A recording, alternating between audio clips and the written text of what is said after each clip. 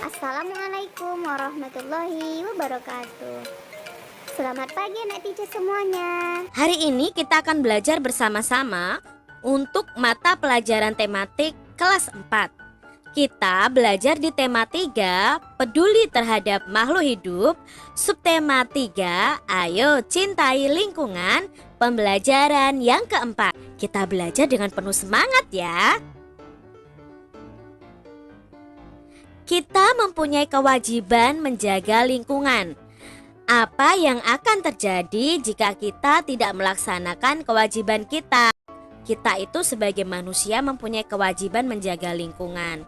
Otomatis kalau kita tidak melaksanakan kewajiban kita, ya lingkungan di sekitar kita akan rusak, lingkungan di sekitar kita akan kotor, dan lain sebagainya. Amatilah gambar berikut ini. Di sini ada 3 gambar. Yang pertama adalah gambar hutan gundul, lalu yang kedua ada bencana banjir, yang ketiga ada tanah longsor. Nah, dari gambar-gambar ini ada penyebab dan dampaknya untuk manusia. Nah, kita akan pelajari menurut tabel ini ya. Yang pertama, apa penyebab hal di atas? Nah, apa penyebab hal di atas tadi? Hutan gundul itu penyebabnya adalah adanya penebangan hutan secara liar. Sedangkan penyebab banjir itu karena hutan gundul. Nah, hutan gundul itu bisa menyebabkan banjir dan penyempitan aliran sungai itu juga bisa menyebabkan banjir. Selokan yang mampet itu juga bisa menyebabkan banjir. Lalu apa yang menyebabkan tanah longsor? Nah, tanah longsor itu disebabkan karena hutannya gundul, banyak pohon-pohon yang ditebang. Lalu apa dampaknya bagi lingkungan? Nah, dampaknya bagi lingkungan, kalau hutan gundul tentu lingkungan akan menjadi rusak. Kalau terjadi banjir, maka banjir itu akan merusak sarana dan prasarana umum, bahkan merusak rumah kita dan menimbulkan korban jiwa juga.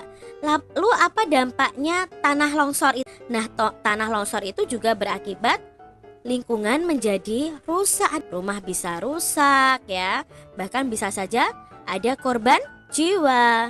Lalu apa dampaknya bagi masyarakat ketika hutan gundul? Masyarakat akan kesulitan mendapatkan air bersih. Lalu akan terkena bencana banjir dan tanah longsor. Itu juga berakibat bagi masyarakat. Nah, ketika banjir, dampaknya bagi masyarakat, masyarakat itu menderita karena kehilangan harta benda bahkan nyawa.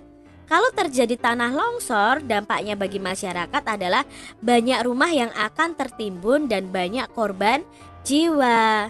Nah, saran kita apa dengan gambar-gambar tersebut? Supaya tidak terjadi ya bencana banjir, tanah longsor. Sebaiknya hutan tidak boleh ditebang sembarangan.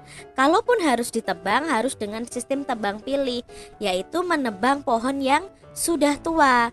Nah, setelah itu kita menanam kembali supaya tidak gundul hutan. Lalu saran supaya tidak terjadi banjir adalah sebaiknya tidak membangun rumah di tepian sungai dan tidak menebang hutan secara sembarangan. Nah, supaya tidak terjadi tanah longsor, sarannya sebaiknya tidak menebang hutan sembarangan dan tidak membangun rumah di daerah perbukitan.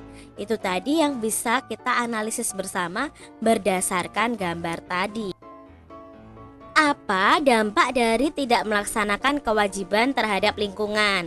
Nah, karena kurangnya kesadaran masyarakat untuk melaksanakan kewajibannya, itu berdampak bagi lingkungan, bahkan bagi masyarakat sendiri, karena bisa merugikan warga. Bisa saja warga terkena bencana ya, seperti tanah longsor, banjir, dan lain sebagainya. Sampai di sini pelajaran kita hari ini. Semoga bermanfaat. Assalamualaikum warahmatullahi wabarakatuh.